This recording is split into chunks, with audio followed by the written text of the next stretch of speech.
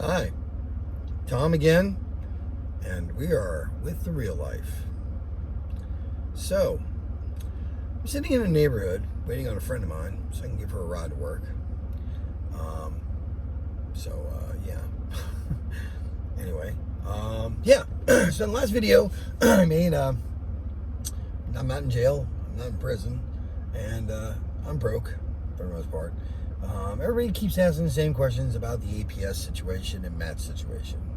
Let me go ahead and clear the air a little bit. I'm going to be a little indirect because, to be perfectly honest with you, there are some things that are none of your business, really. Interpersonal relationships, things of that nature, I guess they tend to be, what they are. So, that being said, things between Joe and I are fine. We've went our separate ways amicably. There is no bad blood between Joe and I. There's no bad blood between me and Matt. The situation with Matt was I wasn't a good fit for him, and he wasn't a good fit for me. I still have a vehicle, which I'm sitting in right now, recording this segment for you. So, that being said, I am still trying to maintain the integrity of what I started, which is the journey of someone coming home and what happens along the way. So what happens along the way is there's a lot of crazy crap that happens, a lot of wild stuff goes on. A lot of it behind the scenes that you don't see. Somebody did ask me about my eating habits. I eat a lot of junk food now. A lot of Wawa, a lot of 7-Eleven, and whatever I can get my hands on pretty much at this point. Am I making excuses? Somebody said that. You're making excuses and this, that, and the third. No, I'm not actually making excuses. I've got applications in 2 different places. One of the places that I did apply to earlier didn't have availability for me. It happens like that. So it is what it is. And then I had someone who watches the show on a regular basis, who is a former coworker. And shout out to you, you know who you are. Who said, hey man, I can get you back into one of your old jobs. One of those old jobs that I worked prior to doing structural steel and things of that nature is sales. I was a telemarketer, the guy that you used to hang up on. The difference was I was actually really good at my job. At least I think I was. I think that I was customer service friendly, I think is the word I would use. I'm articulate, and I can, for the most part, maneuver my way through a conversation, especially when it comes to sales. A particular product that I was selling is actually something that's needed. It's something that actually has a niche that can be filled, and I am working with a company that fulfills it. Anyway, hopefully I'm going back to work for that company. If that's the case, my life may change dramatically. I can get back on my feet and possibly stop living in my vehicle. For those of you that are curious, all the belongings, you can see them in the background back there. There's my shoes and stuff like that. All my stuff is in the back of the car. I have some friends that let me come over and take showers. I occasionally get the opportunity to sleep over there. They let me sleep in the hotel room when it's extremely hot outside. But the rest of the time, I'm sleeping in my vehicle. It is what it is. And I'm not making any excuses for the situation. People are like, go back to work in construction. Well, I really can't. First of all, I have nerve damage in my neck. I walk with a limp. And I probably wouldn't be able to make it through a full day doing construction work, which is part of the reason why I've had some issues with employment. I went to work for a guy doing crawl spaces. I don't know if you know anything about doing crawl spaces, but I am not the guy that is built for doing that. It's just not what I can do. do certain things. Everybody is limited. I happen to be limited in that particular area. I cannot fit in crawl spaces. I don't fit well, and I don't know enough about the job to really do it.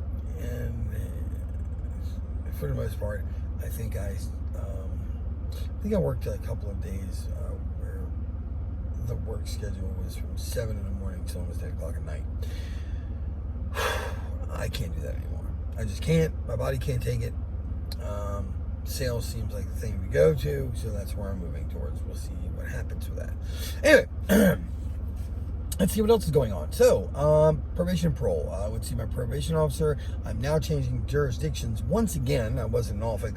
I am now living using an address in Virginia Beach, so my probation is being transferred again, yet again, to another jurisdiction. I am going back to the mental health assistance facility that I was working through before. Shout out to those guys, because they were like, hey, no big deal. We understand people, slip. People make mistakes. Come on back. We're welcoming you with open arms. So I'm back on line with that.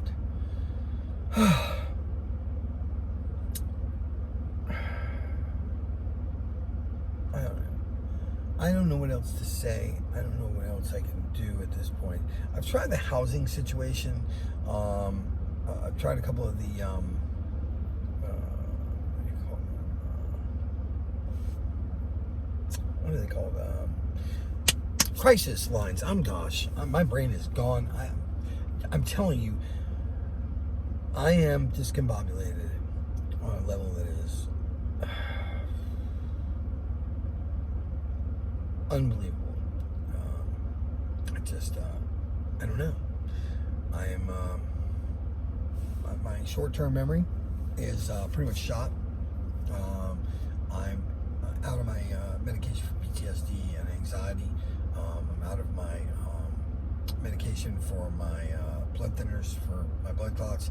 I'm out of all my medication. I've contacted my insurance company. They are assuring me that they are going to help me get the information for a primary care physician so I can get it taken care of. That was 2 weeks ago. So my next move is I'm going to have to go to an emergency room and be seen there, and hope that an emergency room doctor can write me a script for the medications that I need, specifically the life-sustaining ones, such as my blood thinners and high blood pressure medication. So there's that. Clothes. Somebody made a comment about, hey man, you're still wearing that's the same shirt, wasn't it? Hey, golly gee, check it out, man. I'm homeless. Yeah, I wear the same clothes a couple days in a row. That happens. You know why? I'm homeless. I'm living out of my car. I don't get enough money to run and pay $10 per load to wash clothes. And that's not counting soap powder. So, that being said, yeah. Look, I'm not blaming anyone. I am not trying to be, the woe is me guy. I'm culpable for my actions. I'm not stupid. I'm pretty freaking intelligent. At least I like to think I am. I could be wrong. I could be the biggest dumbass in the world. Maybe I am. Maybe I really am the biggest dumbass in the world because I can't get it right. But you know what? I wake up every morning and I have the same attitude that you're seeing right now. I try to be as positive as I possibly can, hoping that it'll pay off. It has in the past. It doesn't always work out that way. It doesn't always fall the direction you want it to. Hell, look at the situation I'm in right now. I do have a car. That's a big plus. Cost of gas is a little bit much, but it's okay. I don't panhandle. I want to make sure I clear that up. Somebody said something about that, or alluded to it. I don't panhandle. I don't hold a sign and stand on the side of the street, because there are people out there that are much worse off than I am, and I don't want to be the guy standing on a corner competing with them. When I have a place to actually sleep, not the best place to sleep, but I have a place to sleep. Let's see. What else else is there? Phone bills, everything else that I had, all my bills that were being paid through my direct deposit, all of that is since ceased. Most of that's been canceled. It is what it is. We're back to that statement. It is what it is. We use that quite often in prison. It is what it is. Dude got raped last night. It is what it is. The cops ran up on my bed and found contraband. It is what it is. Hey man, I think that dude's a punk. It is what it is. My release date got pushed back. Well, it is what it is. It's a pretty negative statement in the greater scheme of things, because it really isn't what it is. Anyway, I'm telling you guys, I'm tired. Sleeping in your car is exhausting. Bright lights, people making noise around your vehicle. Sometimes even walking up to your car door and trying to open the door. It's an interesting experience, I have to tell you, when you're sleeping and you're awoken by somebody reaching and grabbing your door handle.